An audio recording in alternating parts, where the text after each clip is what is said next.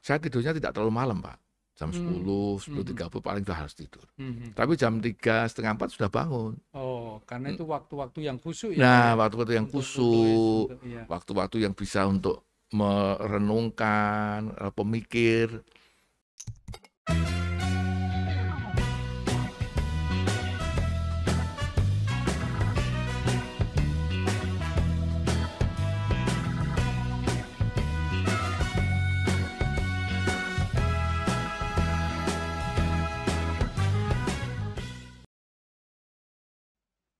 Halo Sobat The Maestro, jumpa kembali dengan The Maestro, media para maestro berbagi info. Sobat, kali ini kita kedatangan tamu yang luar biasa. Tamu kita ini tokoh nasional, tetapi sekaligus tokoh yang berjasa di berbagai lini sektor pembangunan di Indonesia. Tamu kita ini saya kenal betul dengan beliau karena saya pernah bersama-sama beliau menuntut ilmu di Kampus Biru di Bulak Sumur. Beliau menyelesaikan pendidikan S2-nya di Amerika, di daerah yang sangat terkenal, yaitu di Connecticut, universitas yang sangat terkenal. Dan beliau menyelesaikan S3-nya di UK, dari sebuah universitas yang cukup ternama, dan Anda semua pasti mengenal University of Birmingham. Saudara-saudara sekalian, sobat yang saya cintai dan saya banggakan, tanpa berlama-lama kita sambut tamu kehormatan kita, Profesor Mardiasmo, PhD. Pak Prof. Matur nuwun sudah berkenan meluangkan waktu, dan ini merupakan kesempatan yang sangat bagus sekali karena khususnya generasi muda di Kementerian Keuangan, Pak Prof sedang mencari bentuk, mencari inspirasi dan mencari pengalaman dari beberapa tokoh nasional, dan insya Allah saya yakin tacit knowledge Pak Mardiasmo selama berkarya di berbagai area itu akan sangat menjadi inspirasi para generasi muda. Terima kasih sekali lagi. Matur nuwun Pak Marwanto. Alhamdulillah dan bersyukurlah nih waktunya Pak Marwanto juga pas ya, kita bisa ngobrol santai gitu ya. Santai Pak. Nah Pak Prof, ini kan anak-anak muda Kementerian Keuangan khususnya taunya kan Profesor Mardiasmo, guru besar Universitas Gadjah Mada, pernah menjadi gubernur jenderal. Itu istilah yang sangat melekat gitu. Jadi direktur jenderal perimbangan keuangan, kemudian menjadi wakil menteri keuangan. Tapi mereka tidak tahu sebetulnya waktu Pak Prof kecil di Solo, Pak ya.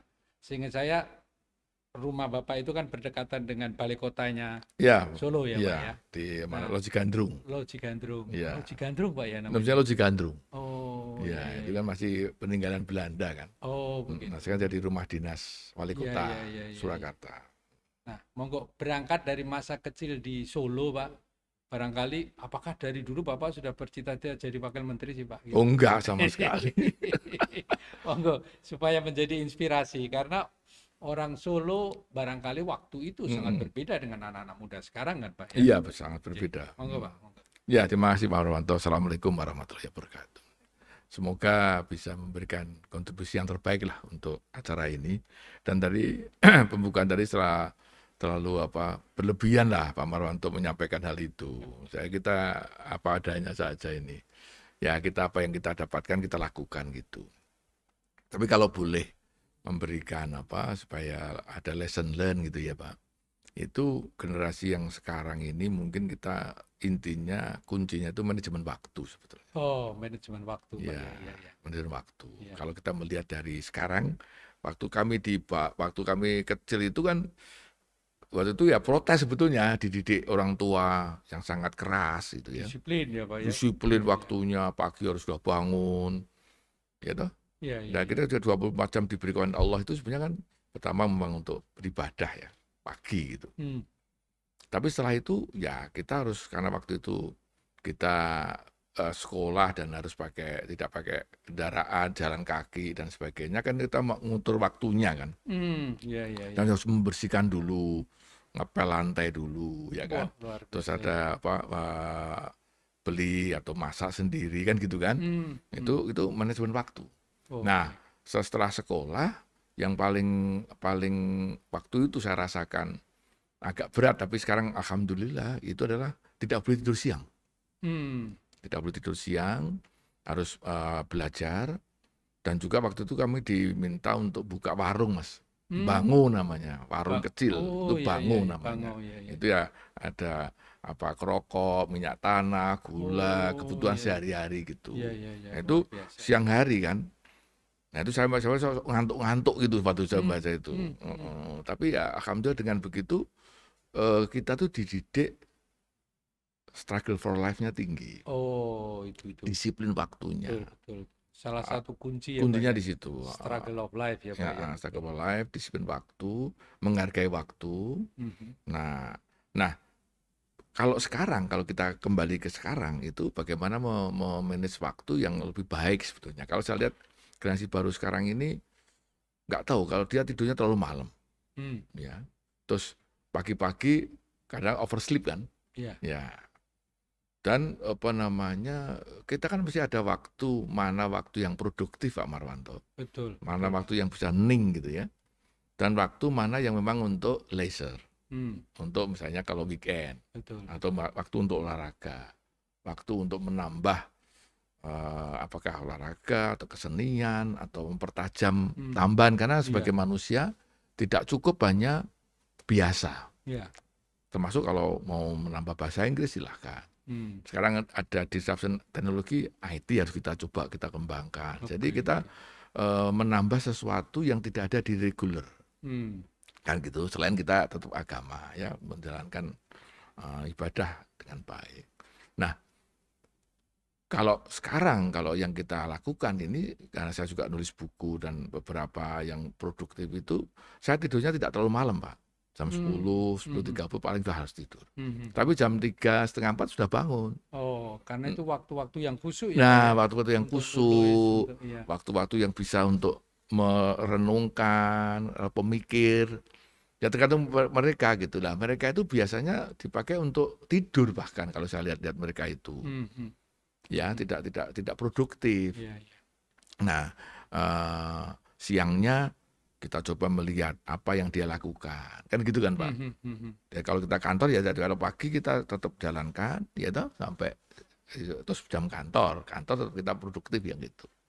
Nah, sore kembali lagi kan gitu kan. Nah, malam jangan tidak terlalu malam tidurnya, jadi gitu. Nah, biasanya kita itu banyak di spend time ke nonton TV misalnya itu. Iya, Tapi sampai berjam-jam di depan TV itu kalau menurut saya kurang produktif ya. Ya, tapi masing-masing sendiri ya. Tapi kecuali kalau TV-nya TV yang sifatnya lebih kepada ilmiah yang kita lihat, ataupun berita, news, atau berita mengenai perkembangan ekonomi dan sebagainya sih enggak apa-apa. Tapi kalau yang dilihat itu yang sifatnya lebih kepada hiburan. Nah, sekarang apalagi sekarang ada banyak film pendek atau TikTokan itu atau drama-drama itu. Ini kan sebetulnya boleh saja setengah jam paling banter, tapi jangan terus berjam-jam gitu, karena itu men-spoil kita bahwa 24 jam is not enough kalau hanya untuk itu gitu loh. Jadi itu kita harus disiplin waktu. Disiplin. Jadi saya boleh melihat paling saya setengah jam itu langsung ketiduran kalau melihat TV itu. Karena ya seperti do nothing toh, Pak. Oh, iya. Sama istri saya bilang, kamu kalau lihat TV mesti langsung bleksek gitu. On off aja. Kenapa? Karena oleh karena itu saya coba kalau saya sudah capek, sudah ada produktif, ya kan ada waktu untuk istirahat ya, Pak. Dan kita harus betul-betul istirahat, waktunya itu harus kita manage. Kalau memang sudah capek, sudah enggak mungkin, karena kita dengan bahasa, ayo kita istirahat deh, tidur deh. Karena dipaksa tidak akan produktif. Betul. Tidak akan menambah nilai tambah yang tinggi. Tapi kalau udah tidur saja, jam 3, kita setengah 4, waktu saya nulis buku, itu lebih hening. Cepat nanti pas subuh ya kita jangan seperti itu. Itu yang selalu kita lakukan, Pak. Dan memang dulu orang Jawa kan bilang kalau pagi yang segera keluar untuk cari, karena seperti ayam tuh, Pak. Kalau nanti kita ayamnya kesiangan, sudah ditotol pitik Jadi, duluan iya, gitu. rezekinya dipatok ayam. Dipatok ayam gitu, rezekinya kan gitu. Betul. Nah itu yang saya coba terus seperti itu. Dan ya manajemen waktu, disiplin, dan kita mencoba untuk struggle for life, itu kuncinya. Oke. Ya. Saya Itu. kira ini luar biasa ini, Pak. Karena kalau kita bicara disiplin, bisa mengatur waktu, dan bisa berjuang di dalam hidup yang keras ini, Pak ya. Saya kira 3 poin itu menjadi sangat sangat penting sekali. Mudah-mudahan ini menjadi sebuah inspirasi ya. Karena jarang sekali yang sekarang kita mendengar hal-hal yang seperti itu. Dan memang kalau kita mau jujur, godaan dalam tanda petik untuk melakukan 3 hal itu di zaman-zaman sekarang, anak muda sekarang, pasti akan sangat lebih kuat sekali. Oh iya.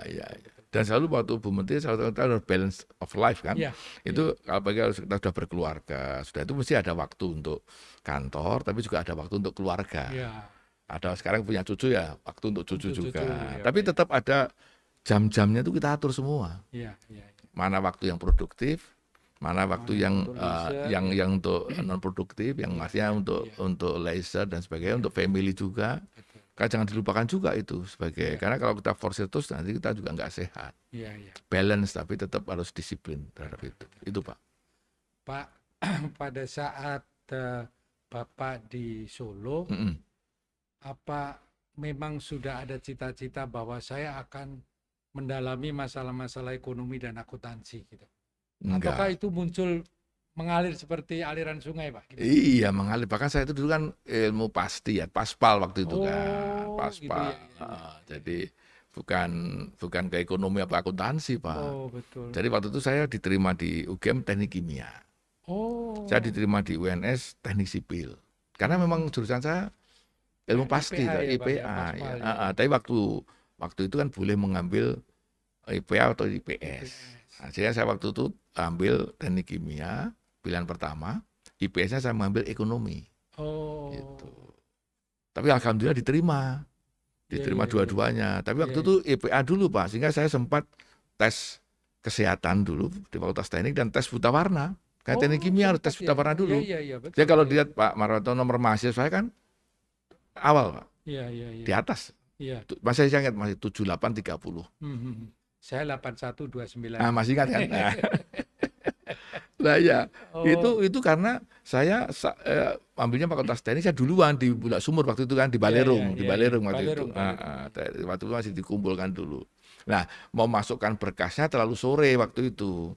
Sehingga saya besok pagi masih ada waktu karena ada jadwalnya tuh. Nah, pas sorenya kakak saya datang dari Solo ke Jogja, bahwa kamu diterima di ekonomi. Tapi bapak saya mengatakan kalau bisa, bukan kalau bisa, malah kamu ekonomi tapi harus ambil jurusan akuntansi. Itu rupanya ayah Anda sudah punya wangsit ya Pak? Iya, karena waktu itu kakak saya dua-duanya dokter, 1, 2. Kakak saya nomor 3 teknik. Nah, saya kan nomor 4 kan. Nah, kalau semua pasti nanti siapa meneruskan Bapak. Bapak itu dulu Mulo, Pak. Mulo SMA Mulo dan punya bon A, bon B. Sehingga kalau akuntansi kan terusannya gitu loh.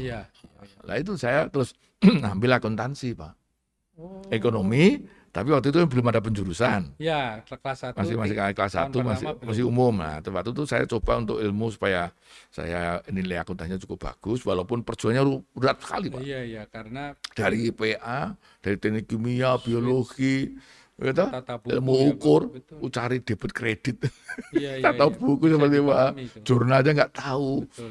Dari itu, waduh, saya di semester 1 ujian midterm itu, wah jelek nilainya. Tapi ya alhamdulillah dengan belajar terus, dengan latihan terus kan akuntansi kan itu kan tidak bisa pakai harus ada itu kan. Ada latihan betul, exercise betul itu. Tidak bisa di awal nggak bisa gitu. Nah akhirnya bisa ambil akuntansi dan ya alhamdulillah sampai sekarang dengan cukup baik. Tapi itu Pak, mungkin itu jalan Allah ya Pak ya. Insya Allah.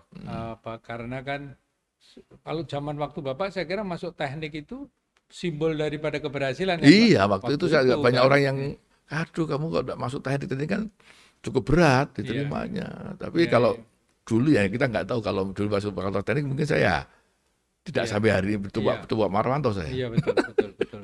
Dan saya ketemu Bapak waktu Bapak sudah tingkat 4, sudah mulai ngajar di mana-mana. Bapak jadi asisten Asisten dosen, ya, tapi nampaknya Bapak juga sibuk di universitas di luar UGM. betul. Nah, dan itu menunjukkan bahwa produktivitas Bapak selaku waktu kuliah pun sudah sangat Saya jadi tinggi asisten sekali. ngajar di 11 PTS waktu itu Pak. Oh, iya.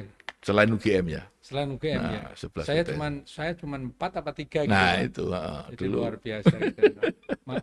Jadi pantas kalau Bapak sekarang networking-nya sangat luas dan Ya, kemudian banyak orang yang kenal dengan Bapak ya karena itu. Ngajar 11, Pak. 11 waktu itu. Ya karena waktu itu ya sambil itu kan waktu itu karena saya kepengen waktu itu kan jadi dosen. Iya, iya. Kalau jadi dosen itu pasti ada poin toh Pak untuk Iya, naik pangkat toh Pak. betul, betul. Nah, saya ada dua pilihan kalau nggak poin atau koin. Ya, Nah, poin ngajar atau koin ya. nah, koin itu kan ada uangnya, Uangnya, tapi untuk ngajar itu terus nulis buku kan, Iya, terus ada beberapa itu jadi poin untuk naik pangkat. betul. Sehingga alhamdulillah saya naik pangkatnya dari 3A, 3B, 3 sampai 3D itu sampai sekarang 4 itu nggak pernah Cepat terus. molor gitu. Iya, betul. Dan Cuma molornya hanya kalau sekolah aja. iya, Karena sekolah kan harus off kan. iya. Dan bahkan Bapak kan sempat menjadi dosen teladan, Ya, kemudian penghargaan dari BPK segala macam kan itu ya waktu bagian dari pendidikan itu. juga ya, ya. Karena kalau saya itu serius saja Pak kalau apa yang kita lakukan ya betul-betul serius Betul. gitu. Pak, tapi waktu Pak Mardiasmo kuliah sudah masuk, itu apa memang sudah ada semacam cita-cita, oh aku mau jadi dosen gitu? Atau waktu itu masih juga mengalir Pak anunya? Kalau waktu mahasiswa memang sudah pernah saya ingin jadi dosen. Oh, Kenapa ingin jadi dosen? Karena kalau dosen itu biasanya disekolahkan ke luar negeri. oh iya, Itu iya, karena kalau tidak mungkin S1 ngajar S1 tuh Mas. iya, Ya toh mesti betul, hasil betul. disekolahkan. Saya tuh Iya, kepingin sekolah di luar negeri iya. supaya menambah wawasan. Hmm, Apalagi kalau di luar negeri kan dalam tanda petik kan dibiayai negara, betul, betul, dapat beasiswa. betul. Dan saya pikir kalau saya sekolah sendiri S2 S3 dengan biaya sendiri impossible, Iya, betul, betul. nggak mungkin. Wong saya SMA masih dapat beasiswa kok. Ya kan, artinya dapat beasiswa itu kan ada tuh Iya, super iya. smart, Super smart, ada ya. ada apa namanya mahasiswa berprestasi. Iya, iya. Itu di waktu mahasiswa kan dapat itu. Oh, Sehingga kalau sekolah tanpa ada beasiswa rasanya kok nggak mungkin gitu. Iya, Ya iya, kan. iya. Dan orang tua saya yang kondisinya seperti itu. Sehingga Iya. saya menjadi dosen. Alhamdulillah bisa S1 jadi S2 bisa ngajar S1 kan. Dan kalau S2 kalau mau ngajar S2 harus S3. Iya, betul. Nah, maka saya ambil S3 sampai Dan selesai jalannya gitu. mulus. Nah, sekarang untuk S3 ya kita harus guru besar untuk Iya. bimbing S3 kan, untuk Betul, promotor, kopromotor kan gitu kan. Iya, iya. Pak, pada saat sudah jadi dosen, Pak ya, sudah jadi dosen, ini kan berarti Bapak dosen muda ya, Pak ya, dosen muda. Dan pada saat itu kan memang kembali ke mengatur waktu tadi, Pak ya. Pasti kalau jurusannya akuntansi, gitu Pak ya, UGM, kan pasti banyak sekali tawaran-tawaran mengajar di PTS-PTS di Iya. Jogja ya, Pak ya. Gitu. Bagaimana pengalaman Bapak ini untuk ini mengatur? Pasti ada sebagian yang ditolak juga ya, Pak ya? Iya, iya justru itu kalau waktu masih asisten asdos ya. Iya. Asisten dosen itu saya asistennya 3 dosen waktu itu. Ada Pak Bambang Dibyo, ada Pak Jaki Baridwan, dan juga Pak Suat Usnan. Oh, Pak Ananto juga. Ananto, iya. Itu juga gitu. Tapi saya batasi juga gitu. Tapi tadi karena tadi dalam rangka untuk bisa mendekati dosen kan Pak. Iya, iya, Karena iya. kalau jadi asdos nanti kan terus ada rekomendasi supaya dosen. Oh, ya itu Saya- bagian dari strategi strategi networking ya, ya, Pak ya. karena Luar kalau biasa enggak itu ya. enggak ada rekomendasi kan Pak Iya, waktu iya, rapat itu iya. satu. Yang kedua ya terus terang juga ada koinnya kan. Iya, Nah, untuk bisa meningkat bisa untuk survive itu aja. Tapi iya. tapi memang tidak banyak-banyak. Yang tadi 11 itu saja setelah jadi dosen saya. Hmm. Waktu asdos hanya 1 atau 2 atau 3. Pak. Oh, gitu. Nah, satu hal yang mungkin itu saya coba untuk kerja di kantor akuntan publik Pak Adori Yunus. Oh, Pak Adori Kak, iya. sebagai asisten. Iya, iya, iya. Karena bisa bayangkan kalau auditor atau ngerti misalkan dari auditing mesti harus jadi kerja dulu dong Pak. Karena tidak mungkin bisa hanya learning by Iya, iya. itu Dari buku gitu learning nggak dari bisa ya. learning dari Harus listening atau terjun learning, gitu ya. learning by doing kan gitu. Iya. Nah, kalau learning by doing, maka untuk melihat praktek-praktek yang benar di kantor publik kan supaya ngajar auditing 3 misalnya, itu harus kerja di sana, Pak. Bagaimana kas opnam, inventory taking, waktu itu kan teknik-teknik audit itu tidak bisa dengan teori saja. Ya kan, Pak? Oleh karena itu dulu ada istilahnya praktikum audit. Nah, kalau praktikum hanya praktikum di dalam praktikum aja Pak Marwanto. Oh iya. Tapi kalau mau real case-nya ya ada di kantor akuntan publik. Saya Betul. ngelamar. Nah, dengan dosen seniornya Pak Adur Yunus waktu itu. Pak Dori ya Pak ya. Dan yang membimbing saya Pak Adur Yunus juga. Iya. Nah, Dan beliau memang punya kantor akuntan yang cukup terkenal waktu itu. di mana-mana juga ada itu Iya, waktu iya. itu. Dan saya sempat di Jakarta, karena tidak hanya Jogja kan. Saya ke Jakarta, itu juga dalam rangka untuk mencari pengalaman. Nah itulah maksud saya, masih generasi muda itu waktunya jangan banyak digunakan apa namanya sekarang hanging around apa? Iya, iya. Hanging itu kan. Kumpul-kumpul hura-hura gitu ya. atau minum-minum ini. Itu lah karena kita sudah terbagi waktunya, Pak. Untuk kantor publik, untuk jadi asisten, untuk apa itu jadi waktunya otomatis terbagi sendiri kan. Iya, iya. Terbagi sendiri. Jadi itu menjadikan kita tidak, ya akhirnya saya tidak kemana-mana. Ya itu ada trade off juga. Tapi kita ingin waktu yang produktif. Kalau sekarang banyak orang yang sering sampai malam, sampai kemana-mana. Tapi ada juga mereka yang muda-muda itu sekarang dengan gadgetnya tuh saya lihat sangat produktif. Iya, iya, betul Pak. Nah, produktif dia menggunakan waktunya betul-betul. Tapi kalau dia digunakan untuk main game misalnya, kan ada sekarang game sampai malam-malam, sampai apa namanya, sampai apa itu menguras tenaga menggatok itu apa namanya sampai addicted ya. addicted itu sampai pagi sampai itu wah itu yang gitu betul. Itu yang saya nggak setuju itu. Ya jadi kalau gadget yang untuk produktif, yang bisa untuk browsing kemana-mana. Sekarang kan ibu kan dengan ibu bisa baca, tidak pakai itu baca ibu atau riset itu kan banyak. Ya waktu saya bimbing skripsi gunakan itu semua.